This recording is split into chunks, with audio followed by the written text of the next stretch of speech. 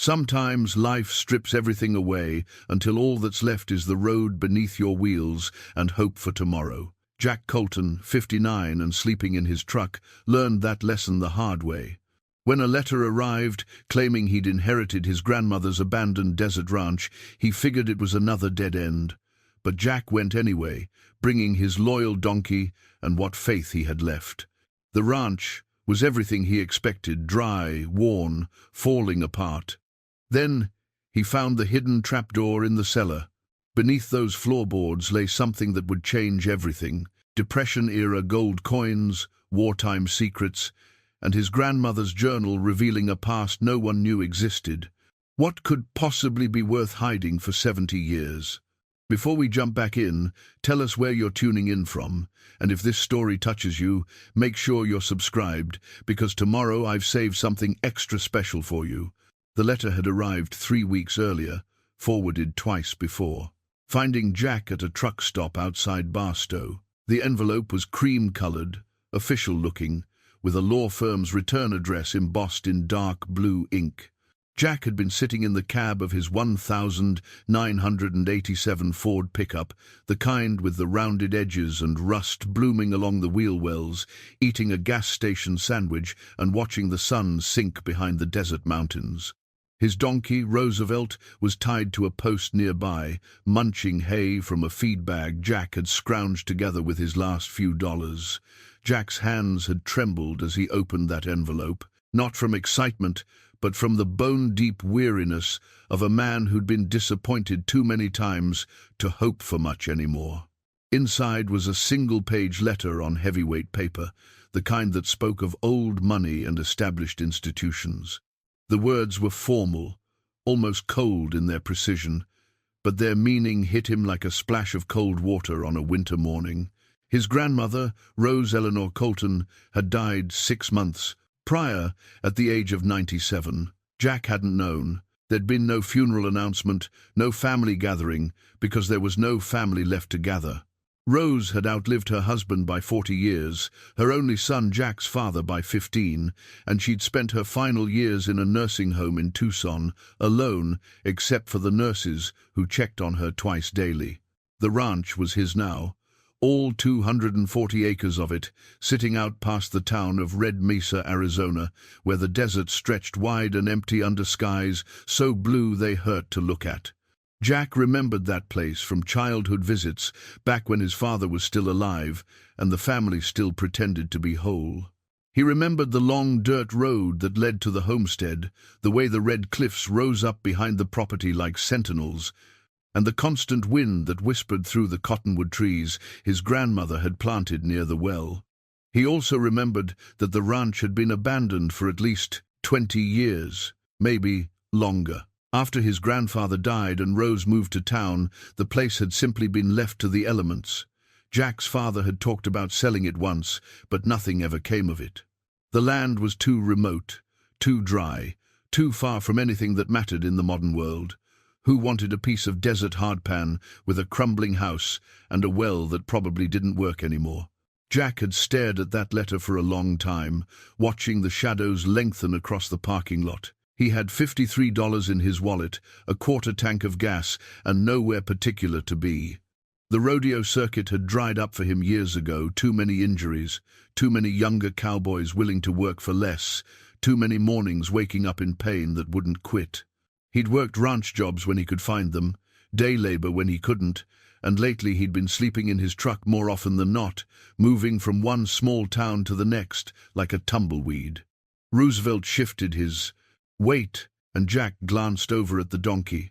He'd found Roosevelt 3 years back, abandoned in a field outside of Prescott, ribs showing through his hide and hooves so overgrown he could barely walk.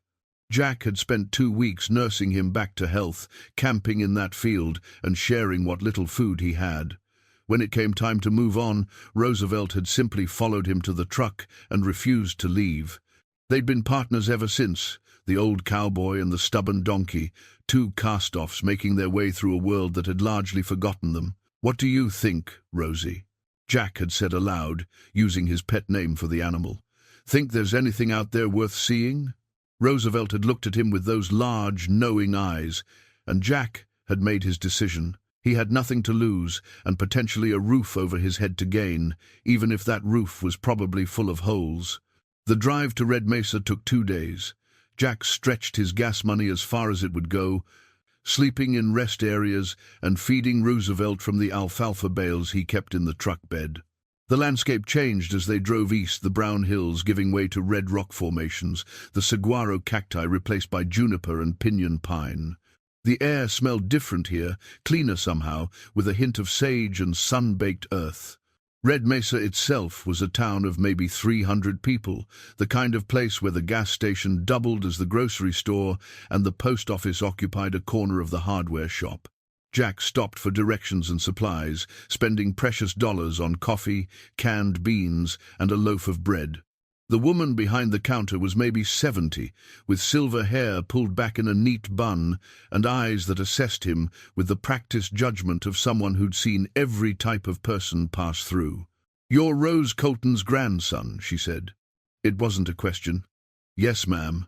Jack Colton. Thought you might show up eventually. I'm Martha Hendricks. I knew your grandmother pretty well, back before she moved to town." She bagged his items slowly, deliberately, as if weighing whether to say more. "That ranch has been sitting empty a long while. You planning to stay, or just looking to sell?" "Haven't decided yet," Jack said honestly. "Figure I should at least see what I'm dealing with first." Martha nodded. "Road out there is rough. 4-wheel drive helps, but you can make it in a regular truck if you're careful. Watch for the big cottonwood. About 12 miles out, that's where you turn north. The ranch sits up against the cliffs, maybe 2 miles past that turn." "Thank you, ma'am." "Your grandmother was a good woman," Martha added.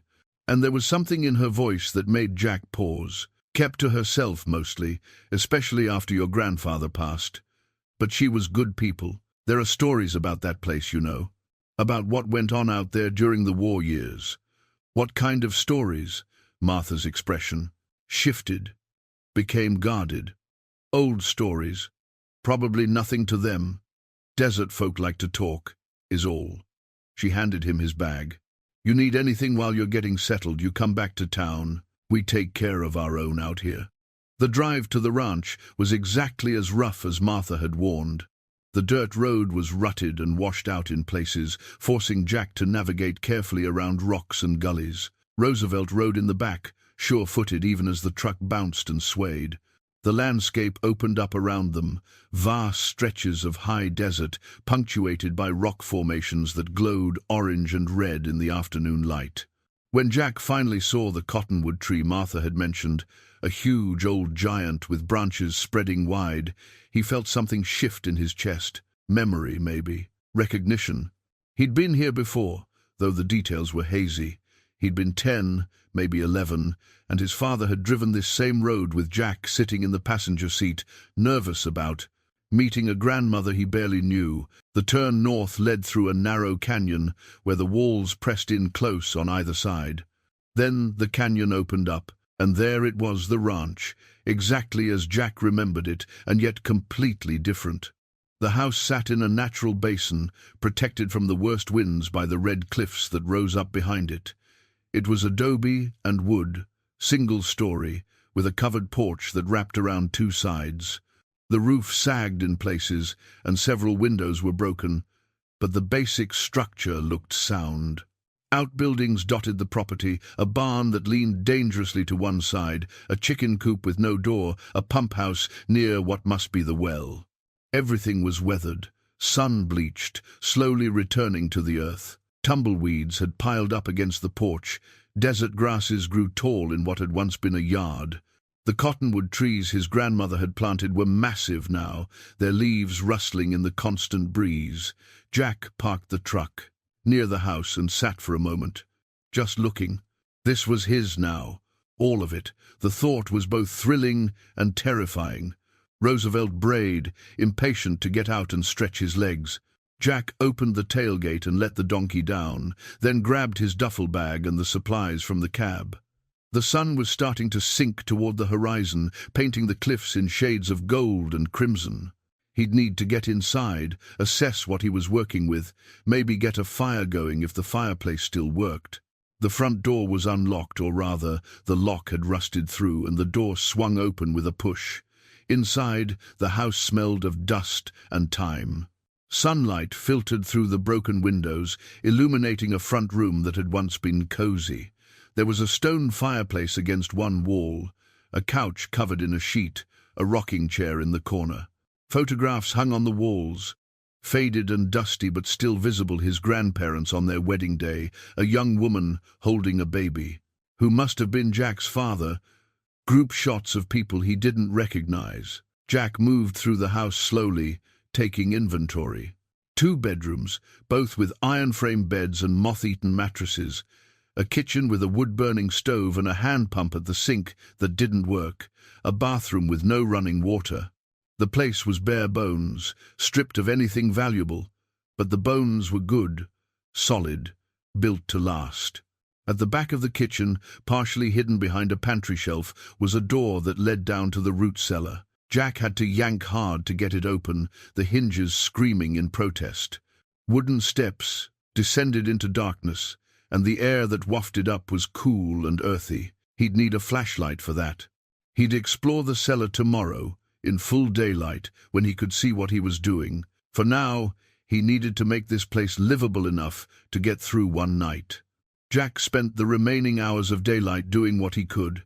He cleared the porch of tumbleweeds, swept out the front room, and got a small fire going in the fireplace, using some old newspapers he found in a closet and kindling from the dead branches that littered the yard. He set up a bedroll near the fire, boiled water for coffee on a camp stove he kept in his truck, and made himself a simple dinner of beans and bread. Roosevelt grazed happily in the tall grass near the cottonwoods, seeming more content than Jack had seen him in months. The donkey had always preferred open spaces to parking lots. As darkness fell and the stars came out in their thousands, Jack sat on the porch and looked out at his inheritance. The desert night was alive with sounds, crickets, a distant coyote, the whisper of wind through the trees. The air was cool and clean, carrying the scent of sage and something else, something he couldn't quite name, but that felt like home in a way nothing had felt in a very long time. He thought about his grandmother, Rose Eleanor Colton, a woman he'd barely known. What had her life been like out here? What had she done during all those years of solitude after his grandfather died? And why had she kept this place, paying taxes on land she'd never use again, when she could have sold it and made her final years easier? The questions hung in the air, unanswered, as Jack finished his coffee and banked the fire for the night. Tomorrow he'd start making this place his own. Tomorrow he'd see what secrets the old ranch held. For tonight it was enough to have 4 walls around him and a piece of land he could call his own, even if it was 240 acres of high desert and memories. He fell asleep to the sound of the wind and Roosevelt's occasional contented snort from outside, and for the first time in longer than he could remember, Jack Colton slept without dreams. Jack woke to cold grey light filtering through the broken window, and the sound of Roosevelt braying persistently outside. His back ached from sleeping on the hard floor, and his breath misted in the morning air. The fire had died to ash sometime in the night, and the house was cold as a tomb. He rolled up his bedroll, pulled on his boots, and stepped out onto the porch. The sun hadn't crested the cliffs yet, but the sky was brightening, turning from charcoal to pearl.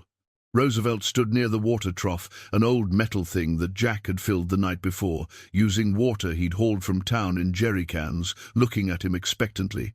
"Morning to you too," Jack said, his voice rough with sleep. The donkey flicked his ears forward and went back to drinking. Jack made coffee on his camp stove and ate a piece of bread with the last of some peanut butter he'd been saving. The morning routine was familiar, comforting in its simplicity. He'd lived this way for so long now that the thought of having actual plumbing and electricity seemed strange, like something from another life. But that life might be possible again, he realized.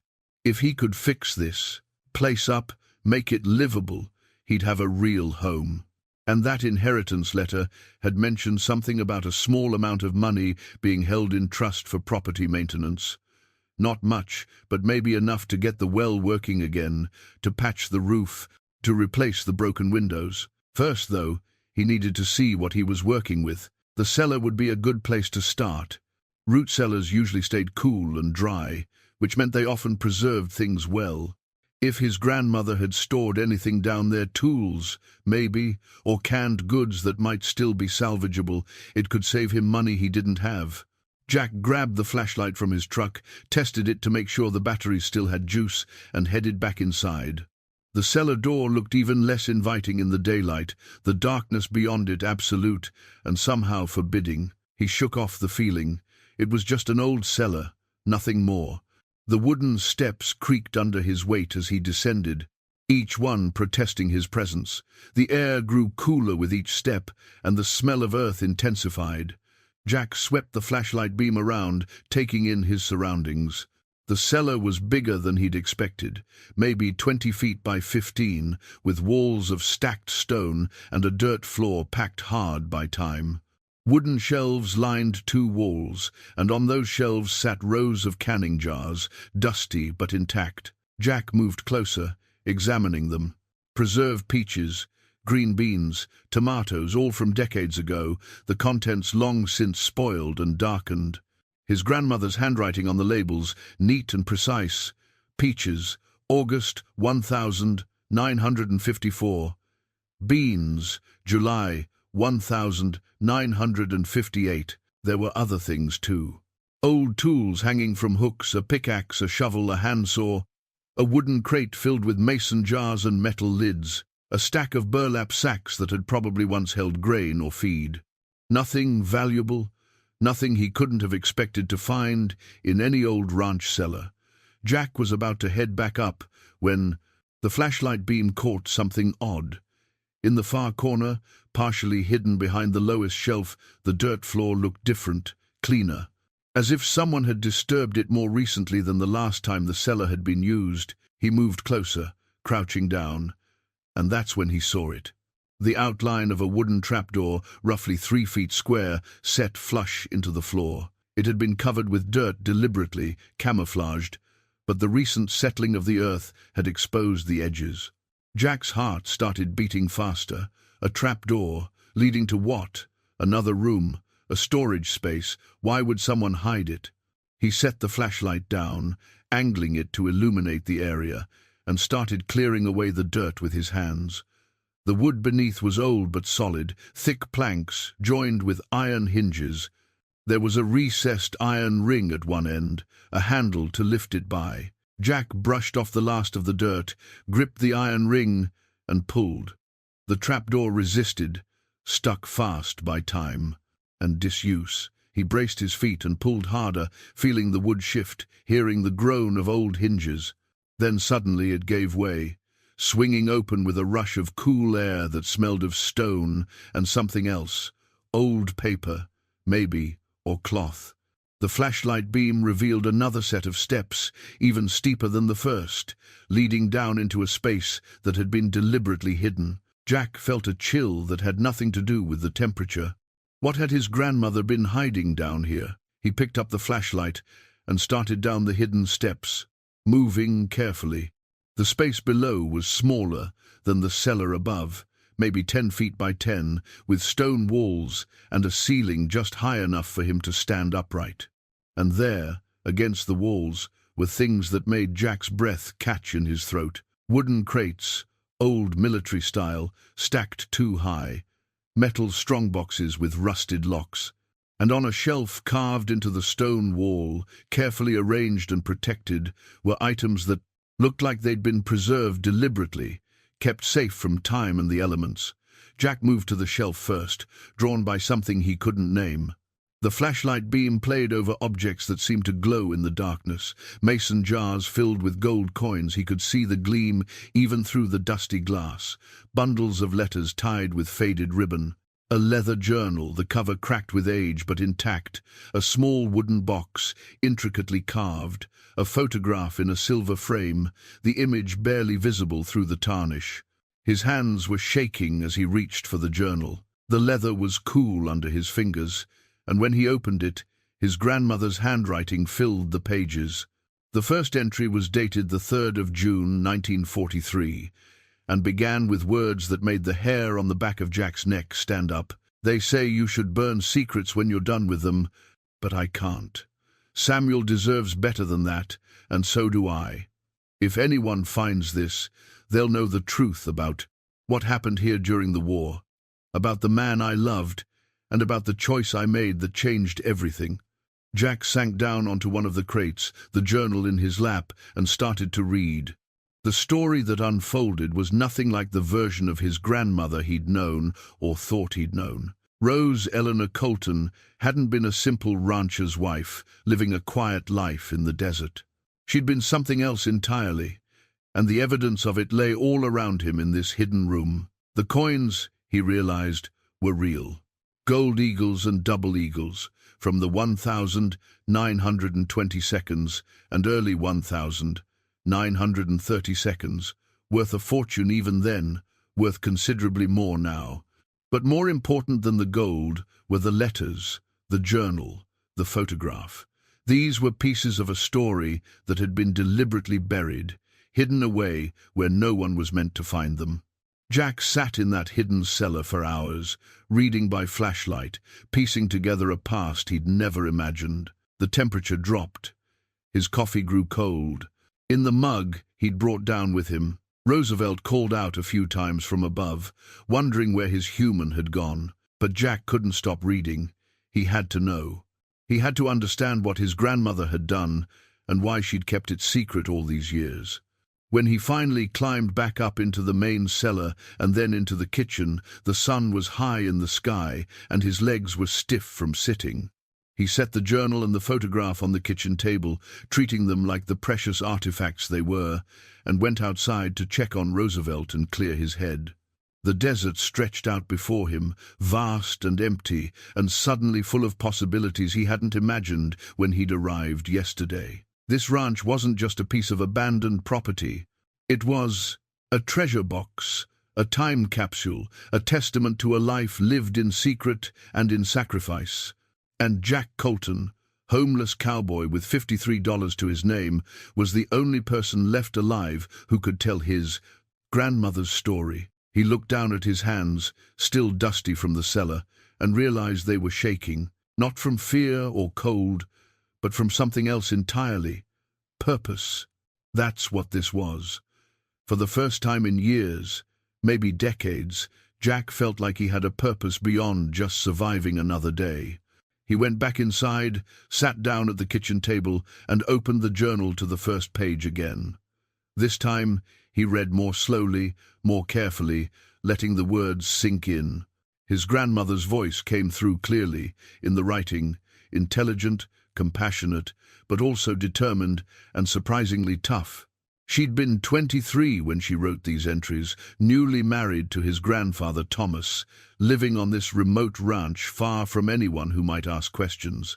The photograph in the silver frame showed a young man in army uniform, handsome in that clean-cut 1,940 way, with dark hair and eyes that seemed to look directly at the camera with unsettling intensity. On the back, in his grandmother's handwriting, Samuel Wright, 1,943. The bravest man I ever knew. Samuel Wright.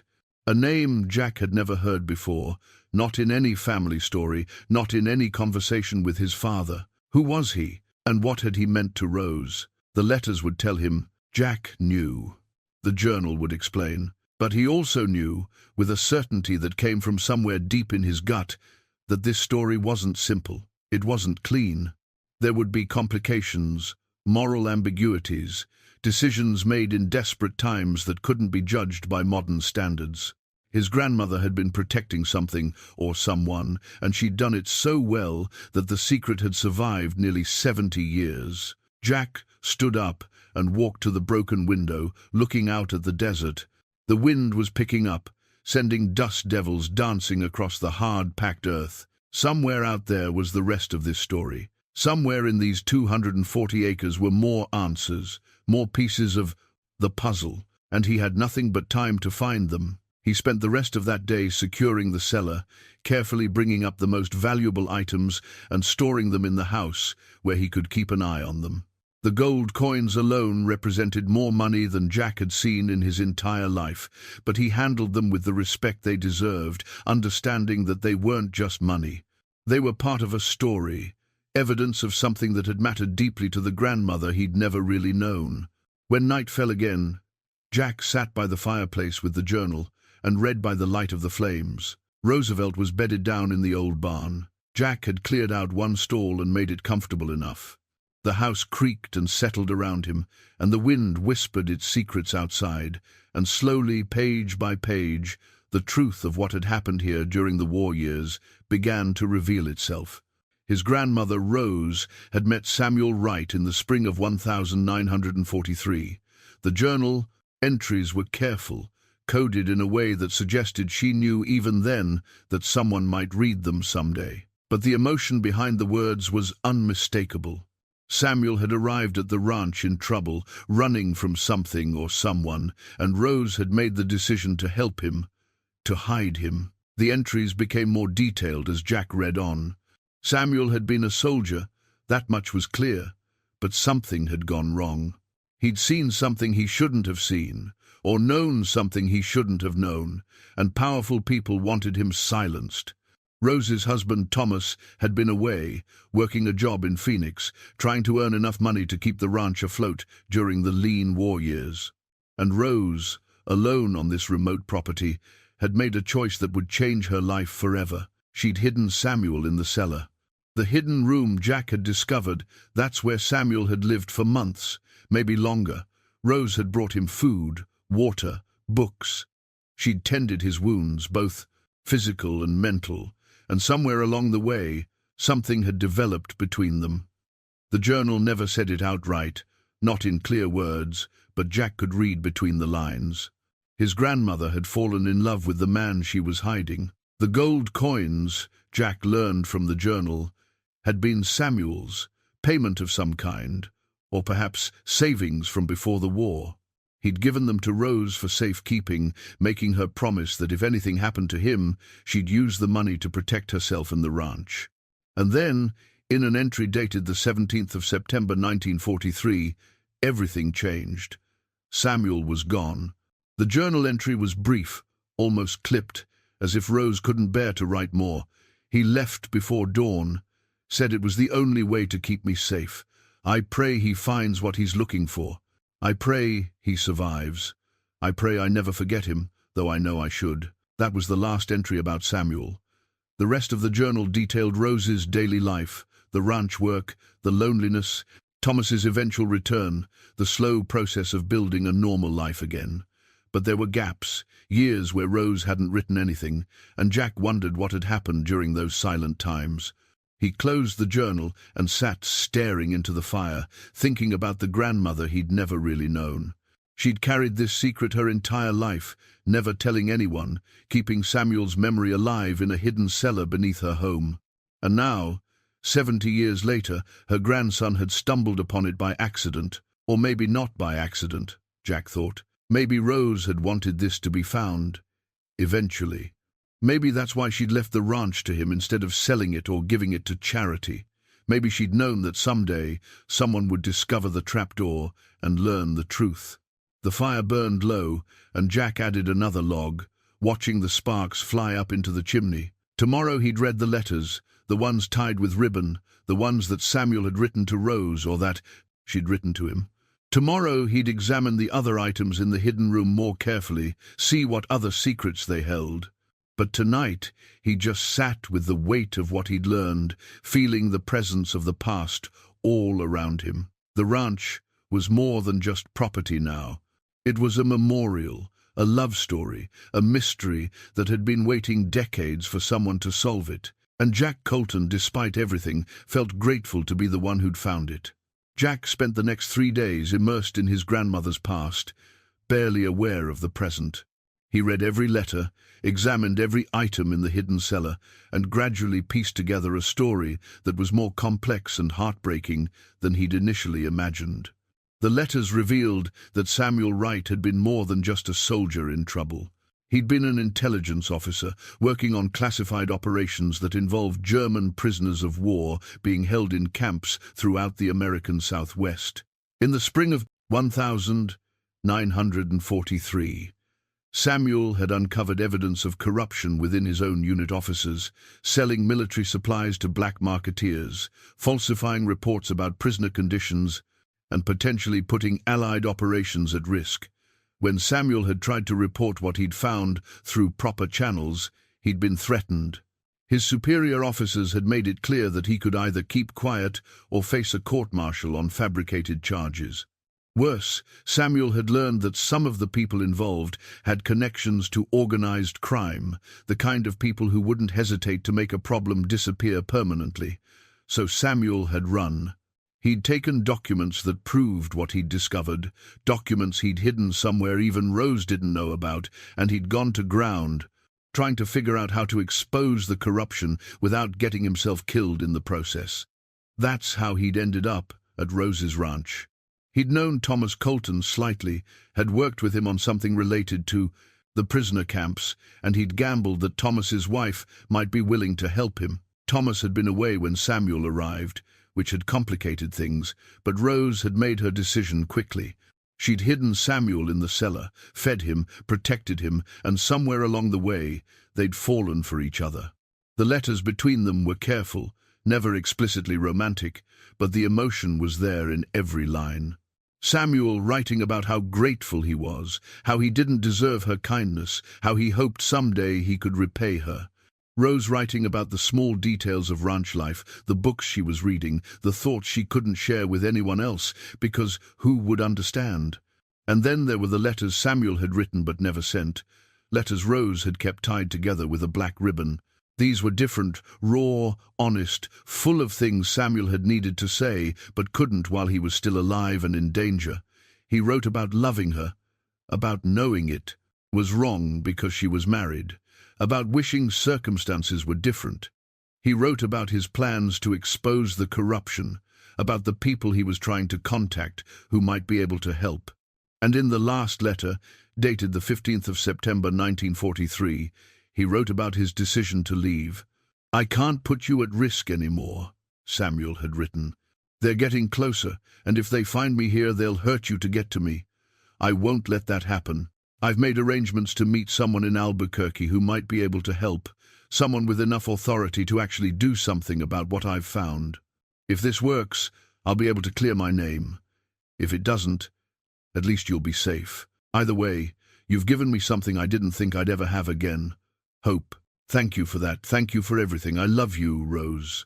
I'm sorry I couldn't say it while it mattered." Jack sat with that letter for a long time, reading it over and over, trying to imagine what his grandmother had felt when Samuel left. She'd been 23 years old, alone on a remote ranch, married to a man who didn't appreciate what he had, and in love with someone she could never be with. It must have been unbearable, but Rose had survived it. She'd hidden the gold, kept the letters, written her journal entries, and then gone back to her regular life. Thomas had returned from Phoenix, none the wiser. Years had passed. Jack's father had been born.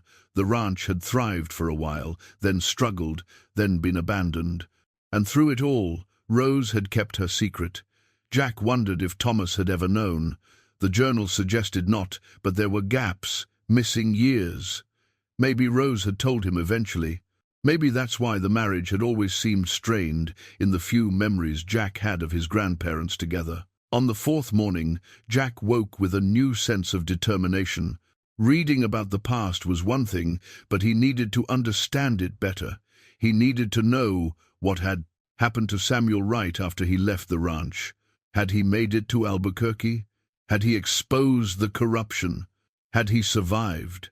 The answers might still be out there somewhere, hidden in military records or old newspapers, or the memories of people who'd been alive during the war years. Jack didn't know where to start, but he knew someone who might. He loaded Roosevelt into the truck bed and drove back to Red Mesa. Martha Hendricks was behind the counter at the gas station, just like before, and she looked up when Jack walked in. "Back again," she said. "How's the ranch treating you?" "It's full of surprises," Jack said carefully. Martha, you mentioned there were stories about what went on out there during the war years. What kind of stories? Martha's expression shifted, became guarded. Why are you asking? Because I found some things in the cellar.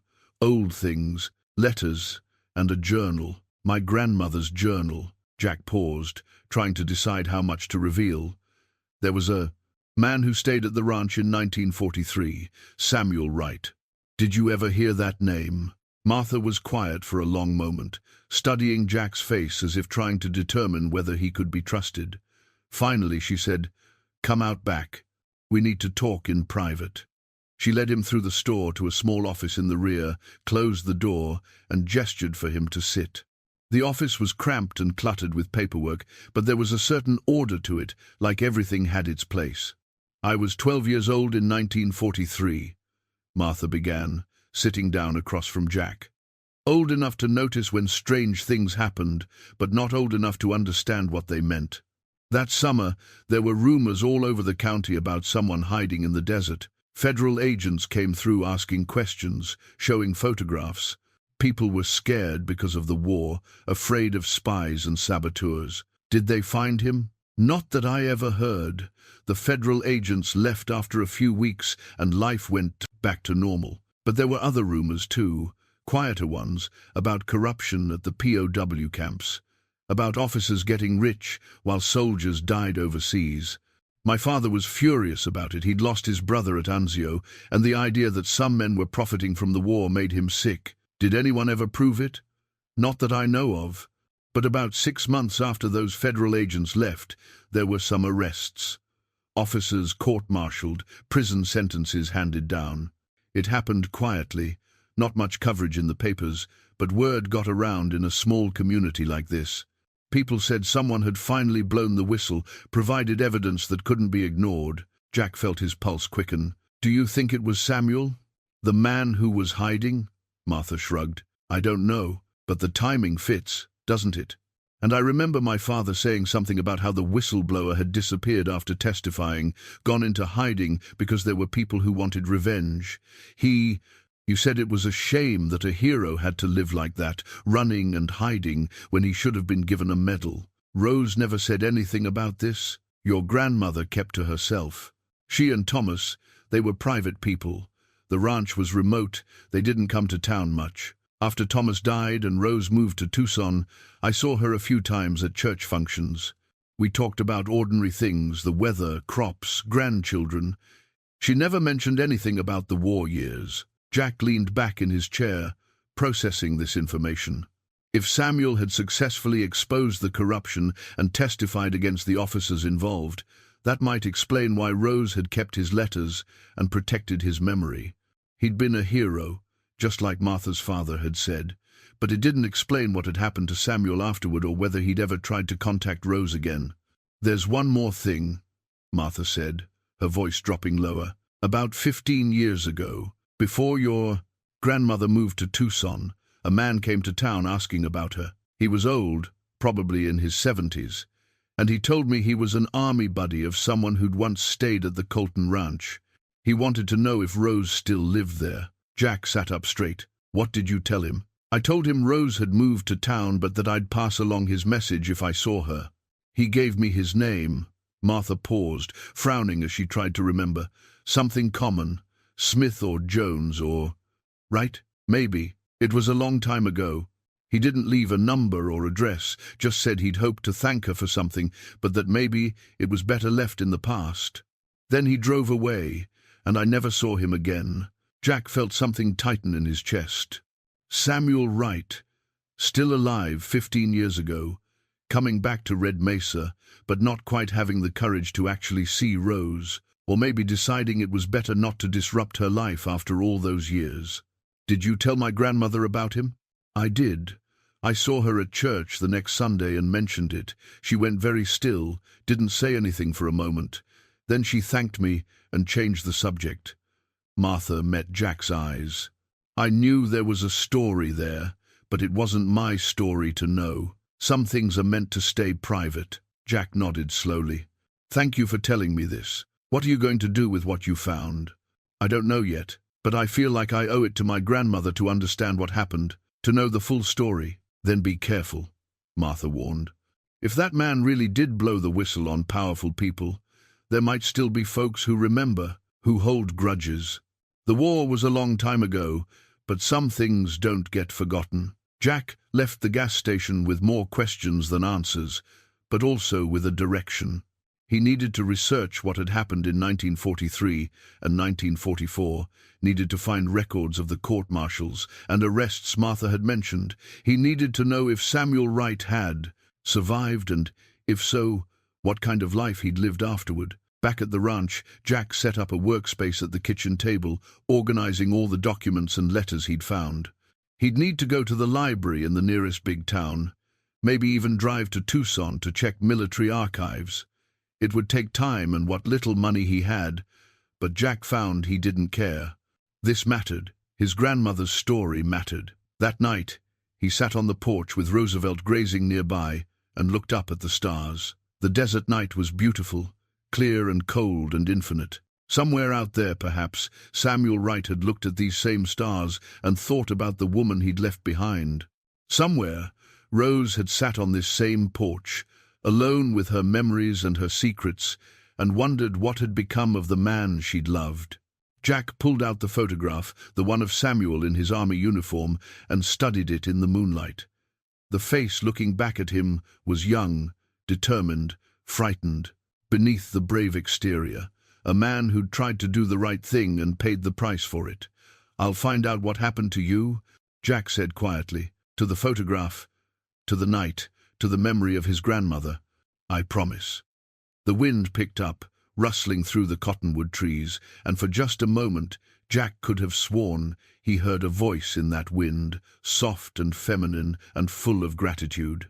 But when he turned to look, there was nothing there except the dark outline of the ranch house and the vast, empty desert beyond. He went inside, banked the fire, and settled down to sleep. Tomorrow would be the start of a new journey, one that would take him deep into the past and perhaps help him understand not just his grandmother's story, but his own place in it. For the first time since he'd arrived at the ranch, Jack dreamed. He dreamed of a young woman with strong hands and a determined face, standing in a cellar with a lantern, protecting a secret that could get her killed. He dreamed of a soldier writing letters by candlelight, pouring his heart out to someone he could never have. And he dreamed of gold coins glinting in the darkness, payment for a sacrifice that had gone unrecognized for 70 years. When he woke, the sun was streaming through the broken windows, and Jack knew exactly what he needed to do next. The nearest library with substantial historical archives was in Flagstaff, a 3-hour drive north. Jack made the trip on a Wednesday morning, leaving Roosevelt at the ranch with plenty of food and water.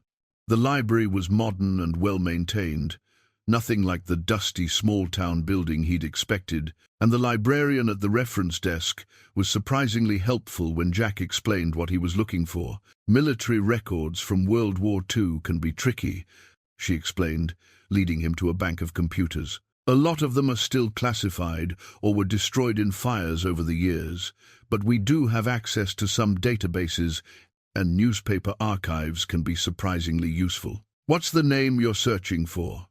"Samuel Wright. He would have been an Army intelligence officer stationed in the Southwest, probably working with POW camps. There was some kind of corruption investigation in 1943 or 1944.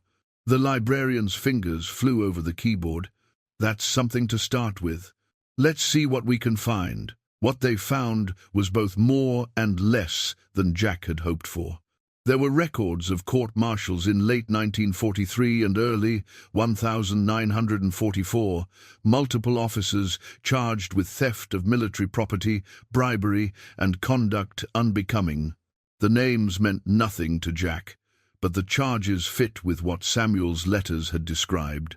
Someone had blown the whistle, provided evidence, and brought down what appeared to be a significant corruption ring. But Samuel Wright's name appeared nowhere in the official records. Either his identity as the whistleblower had been protected, or the records that would have shown his involvement were among those that had been classified or lost. There's another resource we can try, the librarian suggested. She pulled up a database of veterans organizations and began searching. If your Samuel Wright survived the war and returned to civilian life, he might have joined one of these groups. They often kept better records than the military did. It took another hour of searching, cross-referencing names and dates, but finally they found something. A Samuel J. Wright, born 1919, enlisted 1941, honorably discharged 1946, member of the Veterans of Foreign Wars post in Santa Fe, New Mexico. The record showed he'd been alive as of 2005, when the database had last been updated. Jack's hands were shaking as he wrote down the information. 2005 was 20 years ago. Samuel would have been 86. He could still be alive, or he might have died since then. But at least Jack had a place to start. "Thank you," he told the librarian. "This helps more than you know." "Good luck," she said, and there was something in her eyes that suggested she understood this was about more than just historical research. The drive back to the ranch gave Jack time to think. If Samuel had lived in Santa Fe, just a few hours from Red Mesa, that meant he'd been close all those years. Had he ever thought about going back to the ranch? Had he driven past Red Mesa and wondered about Rose? The man who'd come looking for her 15 years ago, that must have been Samuel, working up the courage to see her one more time, but he hadn't done it. He'd turned away, left the message with Martha, and disappeared again. Why? Pride? Fear? Or maybe the belief that too much time had passed, that whatever they'd had was better left as a memory. When Jack got back to the ranch, he found Roosevelt had knocked over the water trough and was standing in the mud looking pleased with himself. Jack couldn't help but laugh.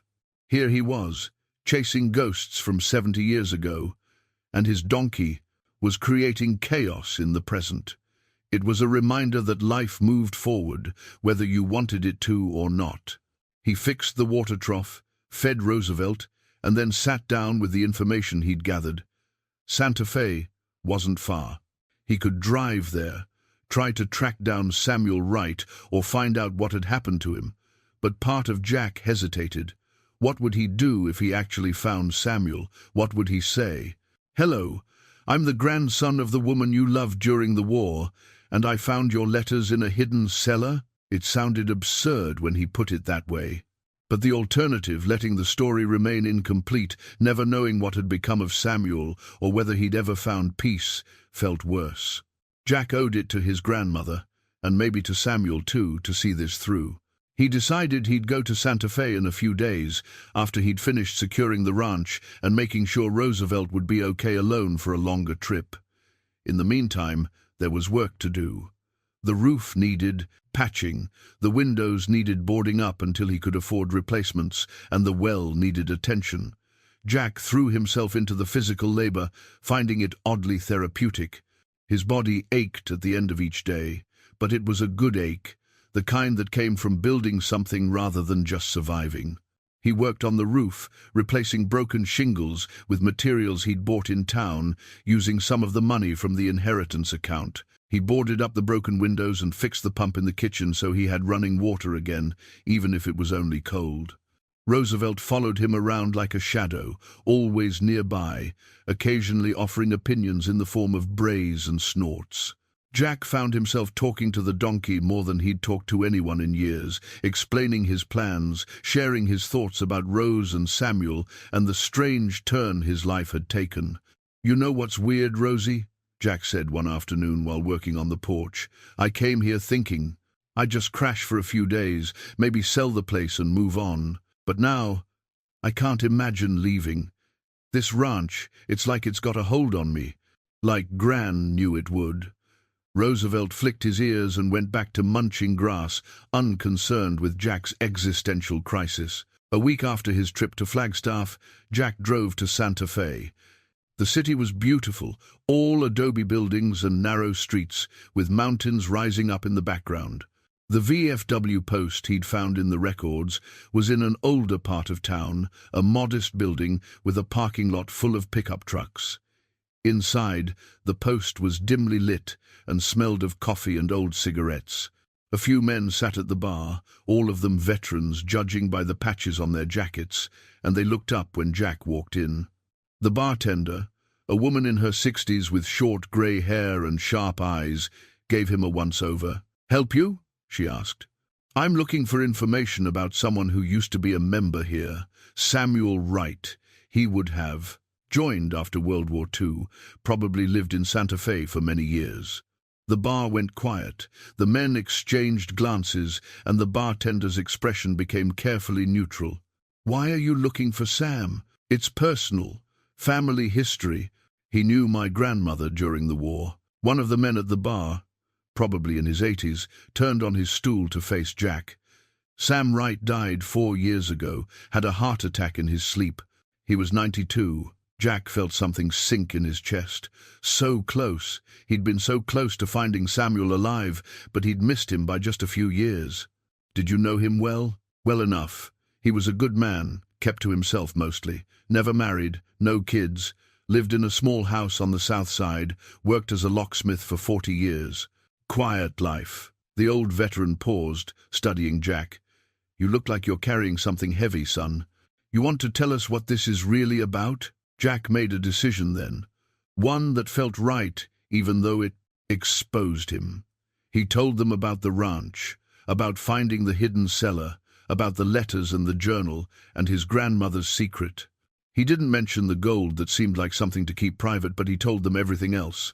When he finished, the bar was even quieter than before. The old veteran nodded slowly, as if something had been confirmed. "Sam used to talk sometimes, when he'd had a few drinks. Never details, never names, but he'd talk about a woman he'd known during the war, said she'd saved his life, not just physically, but in every way that mattered. He said he'd thought about going back to see her, but he never did. Figured she had her own life, her own family, and he didn't want to disrupt that. Someone told me a man came to Red Mesa looking for my grandmother about 15 years ago. Was that Sam? Probably. He made a trip somewhere, came back different, quieter, more at peace. I think finally seeing the place where she'd lived, even from a distance, gave him some kind of closure." The bartender leaned forward. "Sam left some things when he died. He didn't have any family, so most of it went to charity or got thrown out. But he had a safe deposit box at the bank downtown, and the contents went to the VFW. We've got it in storage in back. You want to see if there's anything in there about your grandmother?" Jack nodded, not trusting himself to speak. The bartender disappeared into a back room and returned a few minutes later with a small cardboard box. "This is what was in Sam's safe deposit box. We kept it because nobody knew what to do with it. Maybe it was meant for you." Jack took the box with trembling hands and opened it. Inside were more letters, these ones addressed to Rose, but never sent. A photograph of Rose from the 1942nd, young and smiling, standing in front of the ranch house. A small velvet jewelry box containing a simple gold ring, and a sealed envelope with "To whoever finds this" written on the front. In shaky handwriting, Jack opened the envelope carefully. "If you're reading this, it means I'm gone, and someone cared enough about the past to go looking for answers. I'm glad. The story deserves to be known, even if it doesn't change anything. My name is Samuel James Wright, and in 1943 I was an Army intelligence officer who made the mistake of being honest in a dishonest time. What I found at the POW camps in Arizona and New Mexico would have shocked the American public officers, stealing, profiteering, putting our troops at risk. I tried to do the right thing, and it nearly got me killed. Rose Colton saved my life. She hid me for 4 months, risked everything to protect me, and asked for nothing in return. I fell in love with her, completely and hopelessly, knowing it was wrong because she was married and because I could never give her the life she deserved. I left to protect her. I met with a reporter from the Washington Post, gave him everything I'd found, and testified in closed hearings that led to court-martials and prison sentences. The corruption was stopped, but I had to disappear afterward. Too many people wanted revenge, and I couldn't risk them finding Rose. I lived a good life. I had friends, work I enjoyed, a small house that was all mine. But not a day went by that I didn't think about her, about what might have been if circumstances had been different. I went back once, 15 years ago, to the town near her ranch. I didn't have the courage to see her. Too much time had passed, and I was just a ghost from her past. But I saw the ranch from a distance, saw the cottonwood trees she'd planted, and I knew she'd had a good life too. That was enough. If, by some miracle, the person reading this is connected to Rose, tell her this: I never forgot. I never stopped being grateful. And the love I felt for her, even though it lasted only a few months, was the most real thing I ever experienced. I hope she had a full, happy life. She deserved that and so much more. Samuel James Wright, August 2021. Jack sat in the VFW post, surrounded by old veterans who'd seen their own share of heartbreak and sacrifice, and he cried. He cried for his grandmother, who'd carried this secret her entire life. He cried for Samuel, who'd lived alone, loving a woman he could never have. And he cried for himself, for all the years he'd wasted not knowing his grandmother, not understanding the strength and courage it took to make the choices she'd made. The old veteran put a hand on Jack's shoulder. He was a good man. Your grandmother must have been a hell of a woman to inspire that kind of devotion. She was, Jack managed to say. I just wish I'd known her better. You know her now, the bartender said gently. That's what matters. Jack left the VFW post with the box Samuel had left behind, feeling like he'd completed some kind of sacred task. He drove back to the ranch. As the sun set, painting the desert in shades of gold and red, and when he arrived, he carried the box directly to the hidden cellar. There, by flashlight, surrounded by the remnants of his grandmother's past, Jack carefully placed Samuel's letters and the photograph and the ring on the shelf next to Rose's journal. Together, where they belonged. The two halves of a love story finally reunited, even if only in memory. He climbed back up to the main house, exhausted and emotionally wrung out, and found Roosevelt waiting on the porch. The donkey nuzzled his shoulder, offering wordless comfort, and Jack wrapped his arms around the animal's neck and held on. "We're home, Rosie," he whispered. "We're finally home." The next morning, Jack woke to the sound of trucks.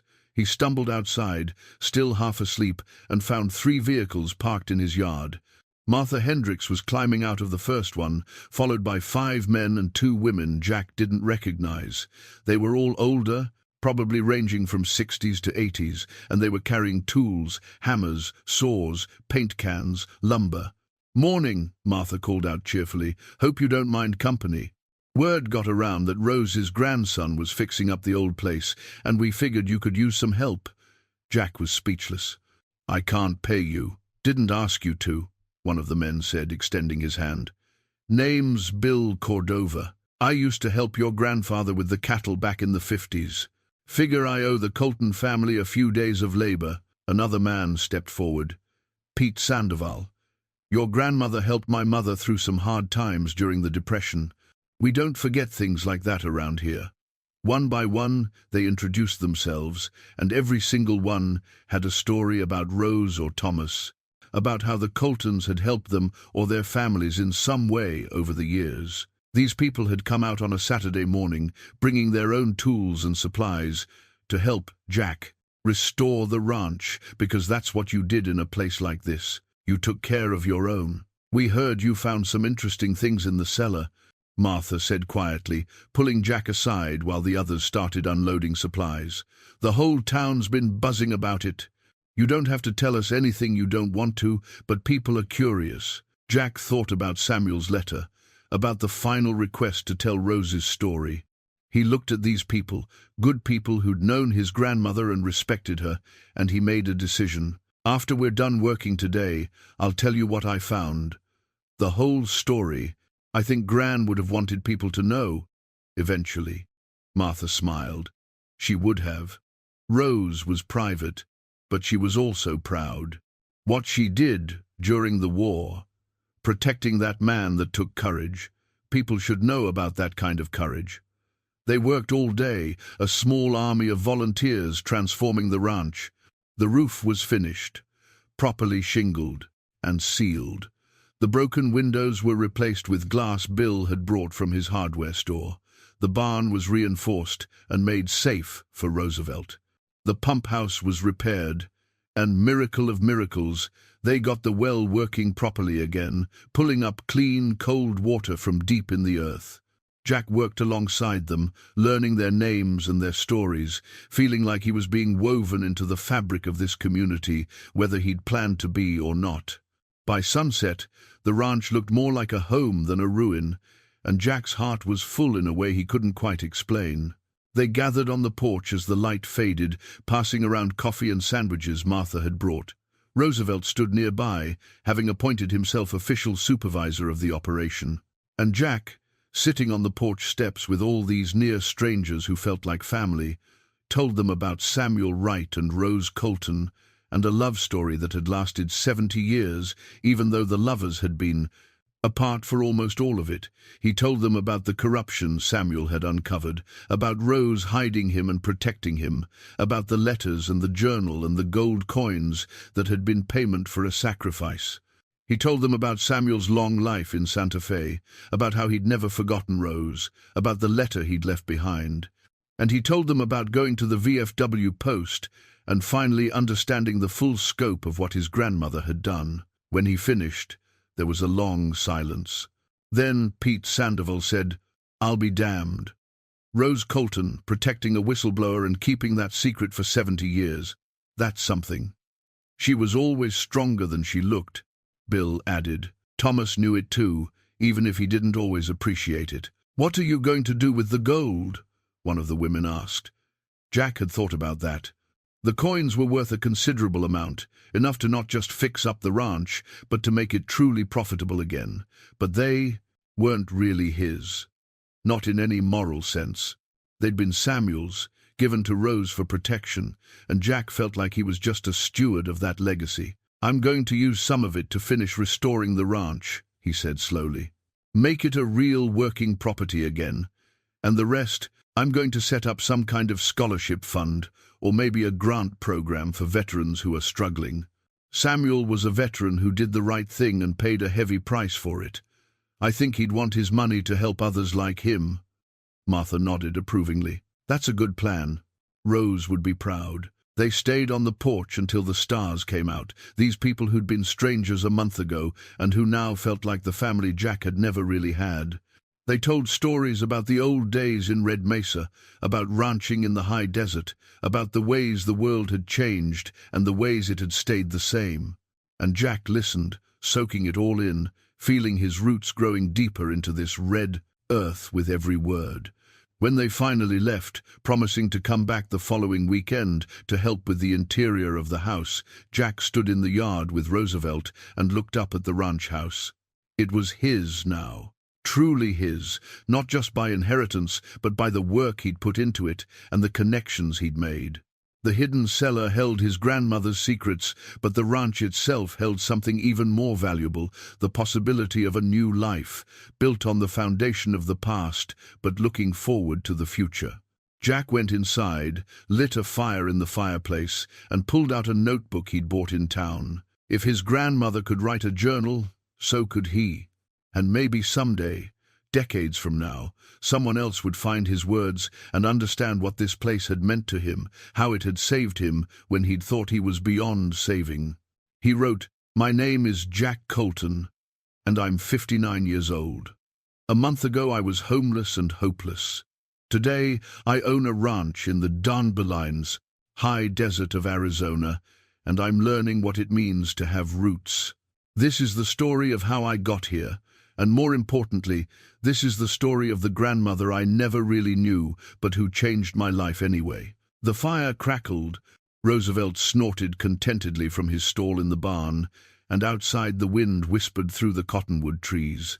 Jack wrote for hours, pouring everything onto the page, his years of drifting, his rodeo injuries, his loneliness, and finally his unexpected inheritance and everything that had come after. When he finally put down the pen and climbed into the bed he'd set up in one of the back bedrooms, Jack felt more at peace than he had in decades. The ranch was healing him, just as it had once provided sanctuary for Samuel Wright. Some places were like that, he thought as he drifted off to sleep. Some places held power beyond their physical dimensions, power that came from the people who'd lived there and the choices they'd made. He dreamed of his grandmother again, but this time she was smiling. She stood in the ranch yard with a younger Samuel Wright beside her, both of them looking at Jack with something like approval. When he woke, he could have sworn he smelled coffee brewing, though the stove was cold and he was alone in the house. "Thank you, Gran," he said to the empty room. "Thank you for this gift. I won't waste it," and he didn't. In the weeks that followed, Jack threw himself into making the ranch not just livable but profitable. He used some of Samuel's gold coins carefully, selling them through reputable dealers and investing the money wisely. He bought cattle, just a small herd to start, and fixed up the fencing and water systems. He planted a garden near the house, started repairing the outbuildings, and even got electricity run out to the property, though he kept the fireplace for winter nights because he liked the ambiance. People from town stopped by regularly, offering advice and help and friendship. Jack learned about desert ranching from Bill Cordova, learned about the local market for beef cattle from Pete Sandoval, learned about water conservation from Martha. He became part of the community in a way he'd never been part of anything before, and it felt right. He also followed through on his plan to help veterans. He worked with a lawyer in Flagstaff to set up the Samuel Wright Memorial Fund, using half of the gold coins as seed money. The fund would provide small grants to veterans who needed help getting back on their feet, money for education, for starting small businesses, for emergency expenses. It wasn't much, but it was something, and Jack knew Samuel would have approved. The local newspaper ran a story about the fund, and about the love story between Rose and Samuel that had inspired it. Jack was careful about what details he shared, protecting the more private aspects of his grandmother's journal, but he made sure people understood that Rose Colton had been more than just a rancher's wife. She'd been brave, compassionate, and willing to risk everything for what she believed was right. The article brought unexpected visitors. A historian from the university in Tucson came to interview Jack about the POW camps and the corruption scandal, adding Rose's story to the historical record. A veteran from Santa Fe who'd known Samuel made the drive to Red Mesa just to shake Jack's hand and share stories about his friend. And a woman in her 70s showed up one day claiming to be the daughter of one of the officers Samuel had helped bring to justice. She'd come to say, "Thank you," because her father's arrest had been the wake-up call he'd needed to turn his life around. Through it all, Jack kept working on the ranch, kept writing in his journal, and kept discovering new things about his grandmother's life. He found photographs tucked away in books, recipes written in her handwriting, small mementos that told the story of a full, complex life. Rose had been more than just the guardian of Samuel's secret. She'd been a woman who'd loved her family, worked hard, endured losses, and still found joy in small things: sunsets, good coffee, the first vegetables from her garden. 6 months after Jack had arrived at the ranch, on a cool autumn evening, he stood on the porch and looked out at everything he'd built. The cattle grazed peacefully in the pasture. Roosevelt was growing fat and lazy in his comfortable stall. The garden had produced more tomatoes and squash than Jack could eat, and he'd been giving the surplus to neighbors. The house was warm and weathertight, with real furniture he'd bought from a second-hand store and curtains Martha had helped him hang. It was a life. A real, solid, meaningful life, built on the foundation of his grandmother's courage and Samuel's sacrifice. And Jack was grateful for every moment of it. He pulled out the photograph of Samuel in his army uniform, the one he kept on the mantel now, and studied it in the fading light. "You did good, Sam," he said quietly. "You stood up when it mattered, and you loved well even though it cost you. That's more than most people can say." A truck pulled into the yard, interrupting his reverie. Martha climbed out, carrying what looked like a pie. "Apple," she announced. Thought you might like some dessert with your dinner.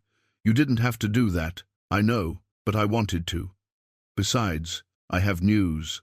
The town council met today, and we've decided to name the new community center after your grandmother, the Rose Eleanor Colton Community Center.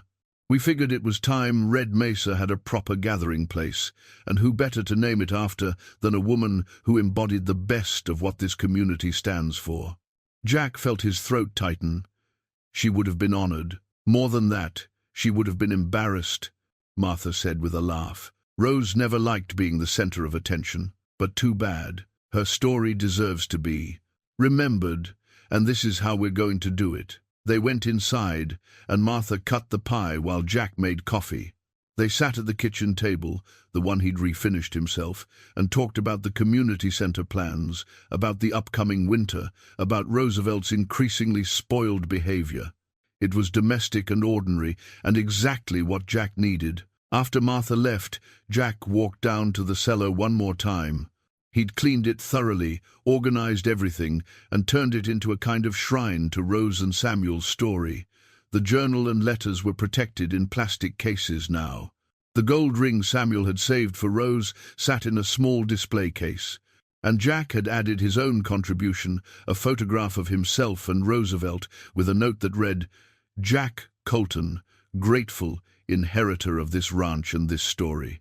May whoever finds this after I'm gone know that second chances are real and that love, even unconsummated, can change the world." He climbed back up to the main house, locked the cellar door, and settled in for the evening. Tomorrow he'd drive to town for supplies. Next week he'd meet with the lawyer about the Veterans Fund.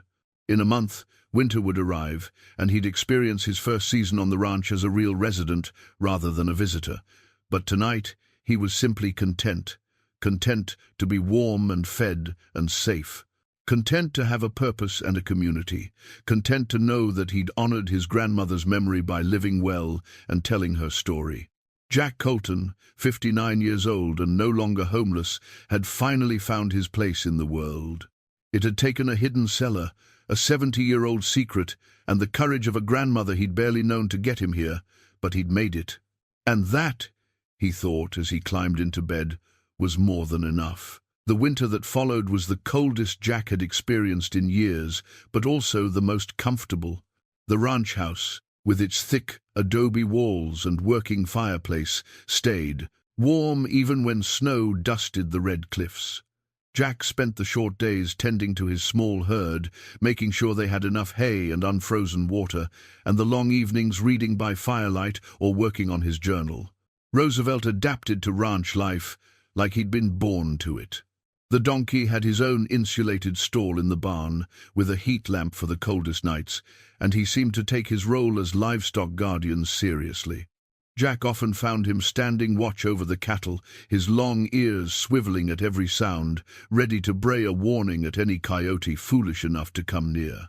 Martha and the other volunteers from town still stopped by regularly, even in the snow. They brought news, supplies, and company. Jack learned that in a place like Red Mesa, winter was when people looked out for each other more than ever. No one wanted to hear about a neighbor snowed in without food or fuel, so people checked on each other, helped with difficult chores, and made sure everyone made it. Through to spring, Jack did his part too.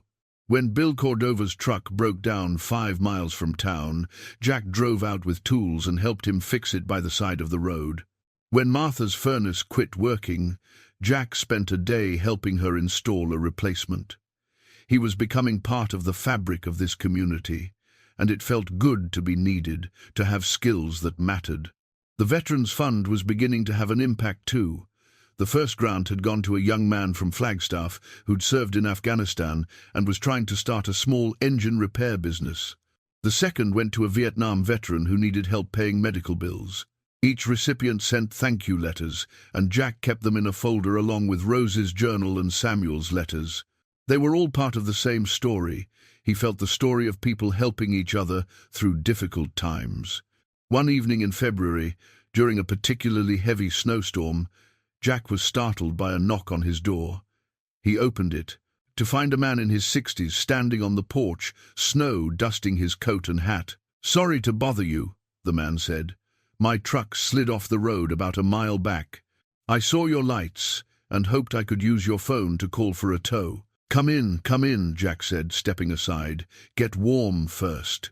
We'll figure out the truck in a minute." The man introduced himself as Richard Porter, a freelance writer from Denver who'd been driving through the area researching a book about World War II-era Arizona. "I read the article about your grandmother and Samuel Wright in the Flagstaff paper," he explained, holding his hands out to the fire. "Fascinating story. I was hoping to interview you about it, but I didn't expect to end up stranded in a snowstorm first." Jack made coffee and listened as Richard explained his book project.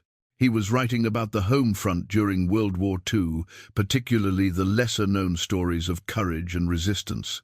Samuel's exposure of the POW camp corruption fit perfectly into that narrative, and Rose's role in protecting him added a human interest angle that Richard felt his readers would connect with.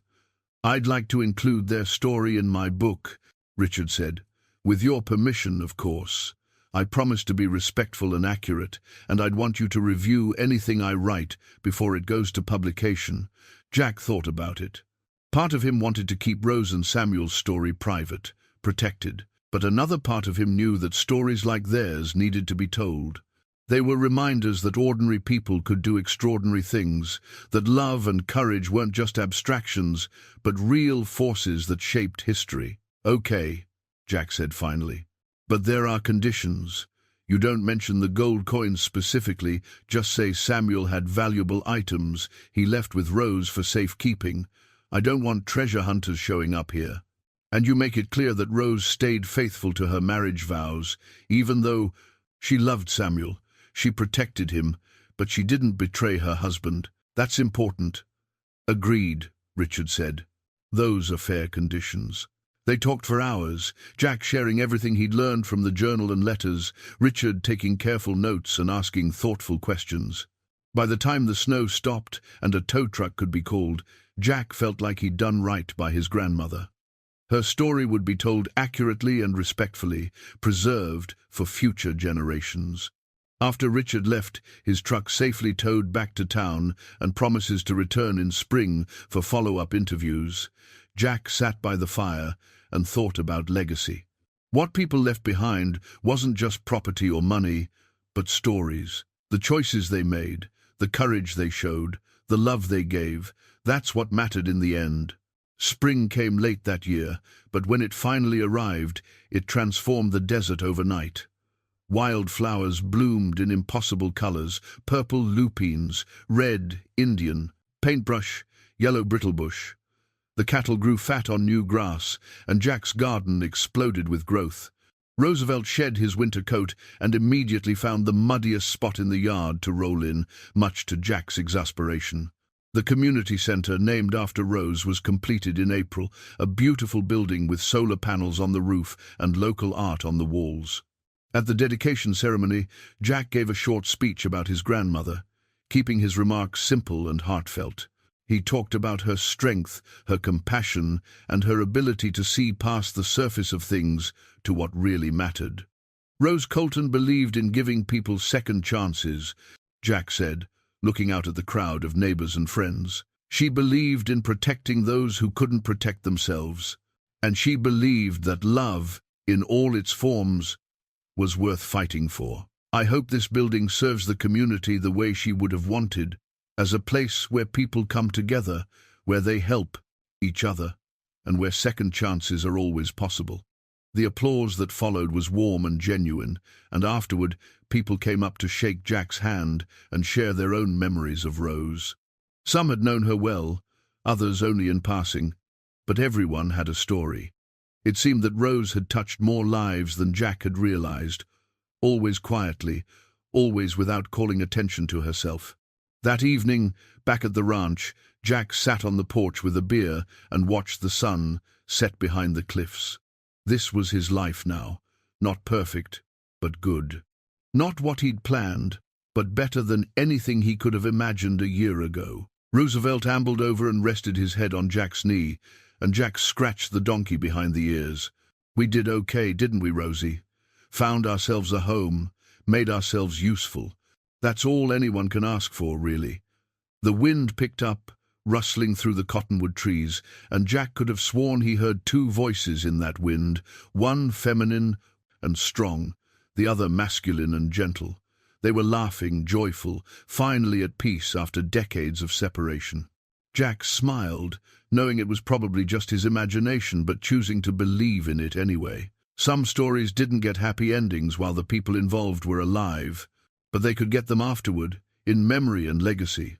Rose and Samuel had loved each other across distance and time, had made sacrifices that few people would ever know about, and had lived lives of quiet dignity and courage.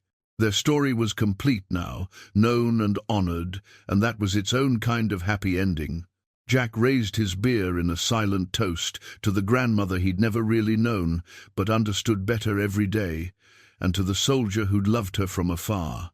Then he went inside to make dinner, to write in his journal, to plan for tomorrow and all the tomorrows that would follow. The ranch was his. The story was told. The future was waiting. And Jack Colton, once homeless and hopeless, was finally, truly home. Summer arrived with its punishing heat, the kind that made the air shimmer and the red cliffs glow like coals. Jack rose before dawn each day to do the heaviest work while it was still cool, then retreated to the shade during the worst afternoon hours. The cattle adapted, seeking shelter under the cottonwoods and coming to the water troughs at dusk. Roosevelt developed the habit of standing in the shallow end of the trough to cool off, which Jack allowed because the donkey had earned his eccentricities. Richard Porter's book came out in June, and Jack's mailbox, he had one now, at the end of the long driveway, began filling with letters. People wrote from all over the country saying how much Rose and Samuel's story had moved them. Veterans wrote to share their own experiences with moral courage and difficult choices. Older women wrote about loving someone they couldn't be with, about carrying secrets for decades, about the strength it took to do the right thing when no one was watching. Jack read every letter and responded to as many as he could. It was time-consuming, but it felt important. These people had connected with Rose's story, had seen something of themselves in it, and they deserved acknowledgement. One letter stood out from the others. It came in a thick manila envelope with a return address in Washington, D.C., from an organization called the Women's Army Corps Veterans Association. Inside was a formal letter explaining that the association wanted to posthumously honor Rose Colton for her courage during World War II. They'd learned of her story through Richard's book and felt she deserved recognition for the risks she'd taken to protect Samuel Wright. Jack was invited to Washington for the ceremony in September. All expenses would be paid, and he'd be given the honor to accept on Rose's behalf. The letter explained that while Rose's actions had been civilian in nature, she'd contributed to the eventual exposure of corruption that had put American soldiers at risk and that warranted acknowledgement. Jack sat with that letter for a long time, reading it over and over. His grandmother, who'd lived and died without fanfare, was going to be honored in the nation's capital. It seemed impossible, surreal, like something that happened to other people in other stories. But it was real, and Jack knew immediately that he had to accept. Rose deserved this recognition, deserved to have her courage acknowledged, even if she wasn't alive to see it. And maybe, in some small way, this would honor Samuel too, the man who'd given up everything to do the right thing and then lived in quiet obscurity for the rest of his life. Jack wrote back, accepting the invitation. Then he called Martha and told her the news. Within hours, it seemed like everyone in Red Mesa knew, and the community's pride was palpable. Their own Rose Colton being honored in Washington. It validated what they'd always known about her, even if they hadn't known the specific details. The summer passed in a blur of work and preparation. Jack hired a young man from town named Miguel to help with the ranch while he was away.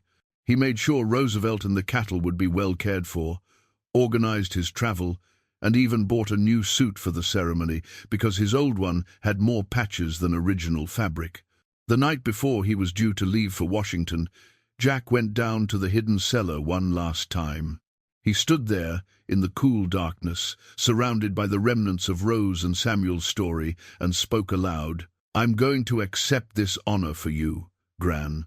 I'm going to stand up in front of important people and tell them what you did, how brave you were. And I'm going to make sure Samuel gets credit too, because none of it would have meant anything without him." He paused, emotion thickening his voice. "I wish you were here to see this. I wish I could tell you in person how proud I am to be your grandson. But I think maybe you know. I think maybe you and Sam are somewhere watching, and you're finally together, and that's enough." The cellar was silent, but Jack felt something shift in the air. Like a blessing or an acknowledgement, he climbed back up to the house, packed his bag, and tried to sleep, though his mind kept racing ahead to the ceremony and what he'd say. Washington, D.C. in September was humid and bustling, nothing like the dry quiet of Red Mesa. Jack felt out of place immediately, uncomfortable in crowds and unused to the pace of city life. But the representative from the Women's Army Corps Veterans Association, a retired colonel named Patricia Brennan, met him at the airport and made everything easier. "Your grandmother's story is exactly the kind we need to preserve," Colonel Brennan explained as they drove through the city. "Too often, the women who contributed to the war effort go unrecognized because their work was quiet or unofficial. But Rose Colton risked her freedom, possibly her life, to protect a whistleblower and help expose corruption. That's heroism, pure and simple." The ceremony was held at the National Archives, in a room lined with history. Other veterans and their families were there, all gathered to honor members of the Women's Army Corps and civilians who'd contributed to the war effort. Jack sat in the front row, uncomfortable in his new suit, hands folded in his lap to keep them from shaking. When Rose's name was called, Jack walked to the front of the room to accept the citation and a medal on her behalf. Colonel Brennan read a brief account of Rose's actions based on Jack's interviews with Richard Porter and the documentation Jack had provided. She talked about the moral courage it took to hide a fugitive, the risk Rose had taken, and the eventual positive outcome corruption exposed, officers brought to justice, military standards restored. Then Jack was asked to say a few words. He stood at the podium, looking out at the assembled crowd, and for a moment his mind went completely blank. Then he thought of Rose, young and determined, making coffee in the cellar for a man she was risking everything to protect, and the words came, "My grandmother Rose never talked about what she did during the war. She kept that secret for 70 years, not because she was ashamed, but because she wanted to protect the people involved. She believed that Samuel Wright, the man she helped, deserved to live his life in peace without being hounded for his courage. And she believed that some things were sacred, that they belonged to the people who lived them and no one else. But stories have a way of coming to light eventually, and I'm grateful that Rose's story can finally be told. She wasn't a soldier or a spy or anything dramatic. She was a rancher's wife, living in the middle of nowhere, trying to get by during difficult times. When someone in trouble came to her door, she didn't turn him away. She didn't calculate the risks or worry about what it might cost her. She just did what was right. That's the lesson I take from her life. Not that we should all aspire to hide fugitives in our cellars, but that we should be willing to do the right thing even when it's hard, even when no one will know, even when there's no reward except the knowledge that we acted with courage and compassion. My grandmother gave me more than an inheritance when she left me that ranch. She gave me an example of how to live. And I hope that in accepting this honor on her behalf, I can inspire even one other person to make the same kind of courageous choice when their moment comes." The applause that followed was thunderous, and Jack felt his eyes sting with tears he refused to let fall. He accepted the medal, a beautiful bronze disc with an eagle, and the words, "Extraordinary Civilian Service, 1943, and shook Colonel Brennan's hand. Then he returned to his seat, the medal clutched in his hand, feeling like he'd completed something important. After the ceremony, people approached Jack to share their reactions and ask questions. A historian wanted to know if Jack would be willing to donate Rose's journal and Samuel's letters to the National Archives for preservation and study. An elderly veteran thanked him for telling the story, saying his own sister had done similar work during the war and never received recognition. A young woman who'd served in Iraq told Jack that Rose's example had inspired her to report misconduct in her own unit, despite the career risks. Jack listened to each person, shook hands, accepted business cards and contact information. It was overwhelming, but also validating. Rose's story mattered to people. It was having an impact beyond what Jack could have imagined. That evening, alone in his hotel room, Jack called Martha to report how everything had gone. She was thrilled, insisted he give her every detail, and promised to share the news with everyone in Red Mesa. They were planning a celebration for when he got home, she told him. Nothing fancy, just a potluck at the community center, but everyone wanted to hear about Washington and see the medal. "You done good, Jack," Martha said. "Rose would be so proud of you." "I hope so," Jack said. "I really hope so." He hung up and sat on the edge of the hotel bed, holding the medal in his hands. The bronze was cool and smooth, weighty in a way that felt significant. This wasn't just a piece of metal. It was validation, recognition, proof that his grandmother's courage hadn't gone unnoticed forever. Jack placed the medal carefully in its presentation box and set it on the nightstand. Then he pulled out his journal and began to write, documenting everything that had happened that day.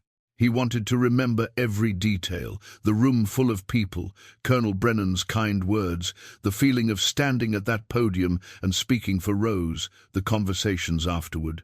Tomorrow he'd fly home to Arizona, back to the ranch and Roosevelt and the quiet life he'd built. But tonight, he was still in Washington, still processing the magnitude of what had happened. His grandmother, the woman he'd barely known, had been honored by her country. Her story had been told to hundreds of people, maybe thousands if you counted everyone who'd read Richard's book.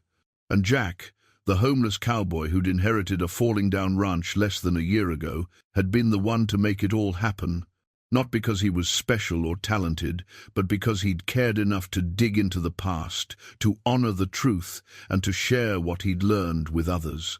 As he drifted off to sleep that night, Jack thought about second chances and redemption, about how one unexpected inheritance had changed everything. He'd come to the ranch with nothing, expecting nothing, and he'd found purpose, community, and a story worth telling. Life had a funny way of working out, he thought. Sometimes the greatest gifts came wrapped in dusty cellars and forgotten secrets, waiting for the right person to discover them and bring them into the light. Jack returned to Red Mesa a day later than planned, his flight delayed by weather. Miguel had done a good job maintaining the ranch, the cattle were fine, Roosevelt was fat and happy, and the garden had been watered regularly. But Jack could tell the moment he pulled into the yard that something was different. There were vehicles everywhere, trucks, cars, even a few motorcycles, all parked haphazardly around the property. People milled about, setting up tables on the porch, hanging streamers from the cottonwood trees, arranging food and drinks. The entire town, it seemed, had gathered at his ranch for the promised celebration. Martha spotted him first and waved him over. "There you are. We were starting to worry. Come on, everyone's waiting to hear about Washington." Jack climbed out of his truck, duffel bag in hand, and was immediately surrounded by well-wishers. Bill Cordova clapped him on the back. Pete Sandoval wanted to know if he'd met the president. He hadn't. The women from the town council peppered him with questions about the ceremony, the city, what the National Archives building looked like inside.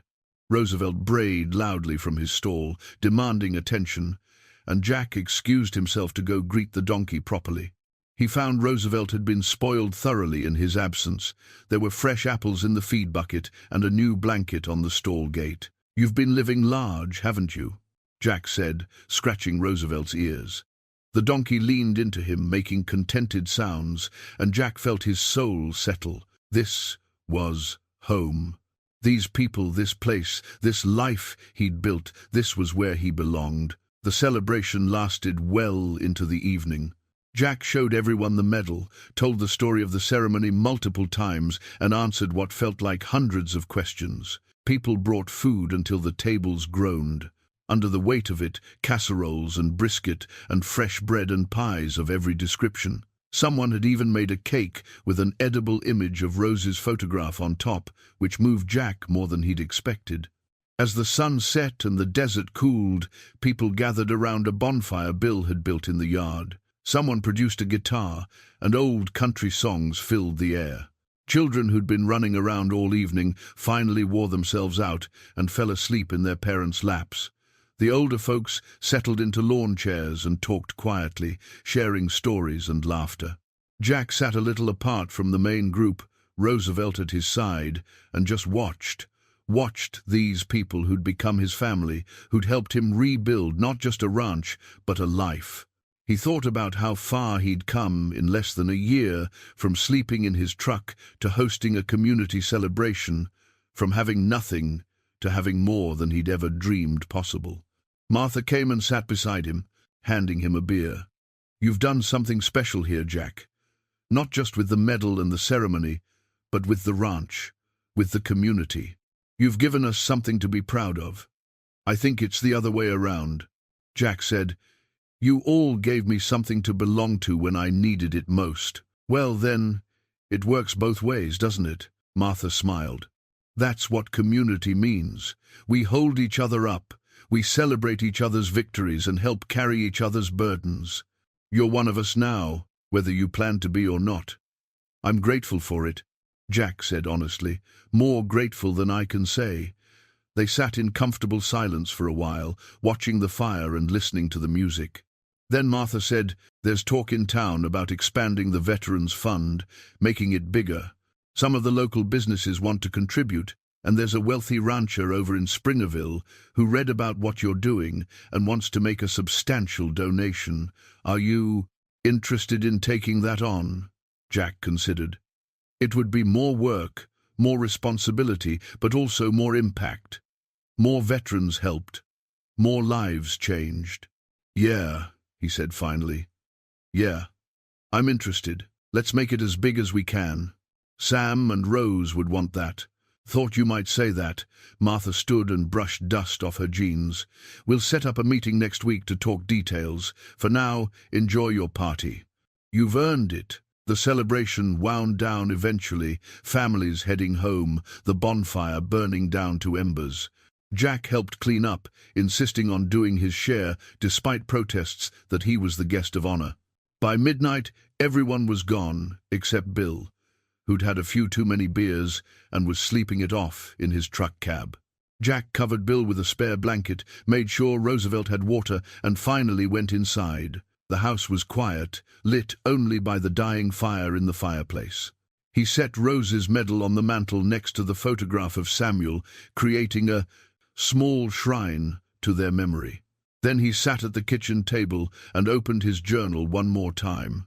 "Tonight, I celebrated my grandmother's honor with a community that's become my family," he wrote. "It's been almost a year since I arrived here, broke and desperate, expecting nothing. What I found was everything: purpose, belonging, love in the form of friendship and shared struggle. Rose's story brought me here, but it's my own story now too. Tomorrow, I'll wake up and get back to the work of ranching, of helping veterans through the fund, of being a good neighbor and friend. It's a simple life, but it's mine, and it's more than enough.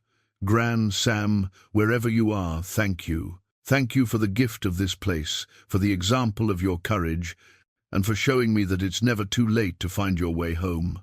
He closed the journal and went to bed, falling asleep almost instantly, lulled by the familiar sounds of the ranch and the deep satisfaction of a day well lived. In the months that followed, life settled into a comfortable rhythm. Jack worked the ranch, expanded the Veterans Fund with help from the new donors, and continued to be amazed by how interconnected his life had become.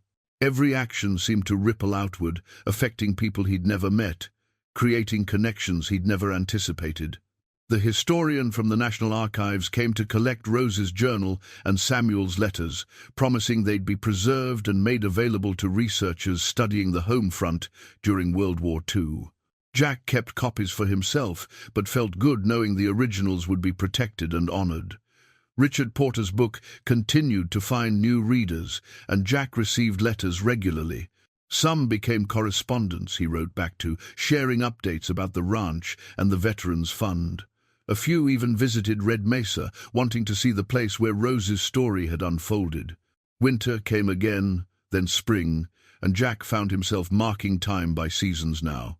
Rather than by towns or rodeos or parking lots where he'd slept, the cattle herd grew, the garden flourished. Roosevelt got older but no less stubborn. The ranch thrived. And through it all, Jack felt Rose's presence, not as a ghost, but as a guiding principle. When faced with a difficult decision, he'd think, what would Gran do? When someone needed help, he'd remember how Rose had opened her door to Samuel without hesitation. When things got hard and he wanted to quit, he'd recall how Rose had kept her secret for 70 years, had endured loneliness and silence because it was the right thing to do. On the anniversary of his arrival at the ranch, 1 full year since he'd driven up that rutted road with Roosevelt in the truck bed and $53 in his wallet, Jack threw a small party. Just Martha and Bill and Pete and a few others. Nothing fancy. They grilled steaks from his own cattle and drank beer and talked about the year that had passed and the year to come. You know what I realized? Jack said as they sat around the fire that evening. A year ago I thought the inheritance was the ranch, the land, the house, but that wasn't the real inheritance. The real inheritance was the story, the example, the reminder that courage and compassion matter. Gran left me something more valuable than property. She left me a roadmap for how to live. And you've followed it well, Bill said. Rose would be proud. Jack looked around at his friends, at the ranch he'd rebuilt, at Roosevelt dozing near the fire, and felt a contentment so deep it almost hurt. This was it. This was the life he'd been searching for, without knowing it during all those years of drifting. Not wealth or fame or excitement, but belonging and purpose, and the quiet satisfaction of work well done.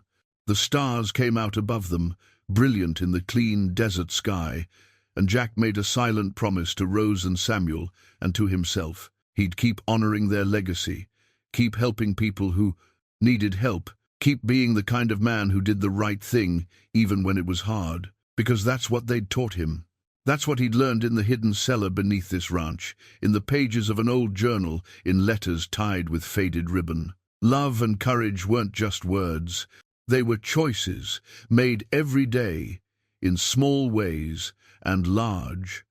And Jack Colton, once homeless and hopeless, now had the privilege of making those choices from a place of strength and community. The fire burned low. His friends headed home. Roosevelt stirred and ambled off to his stall, and Jack sat alone under the stars, thinking about second chances and inherited wisdom and the strange, wonderful way life sometimes worked out exactly right. He went inside, checked the fire, and paused at the mantel to look at Rose's medal and Samuel's photograph one last time. "Good night, Gran," he said softly. "Good night, Sam. Thank you for everything." Then he went to bed in his own house, on his own land, surrounded by the evidence of a life rebuilt and a legacy honored. And Jack Colton, 59 years old and finally, truly home, slept the deep, peaceful sleep of a man who knows exactly where he belongs.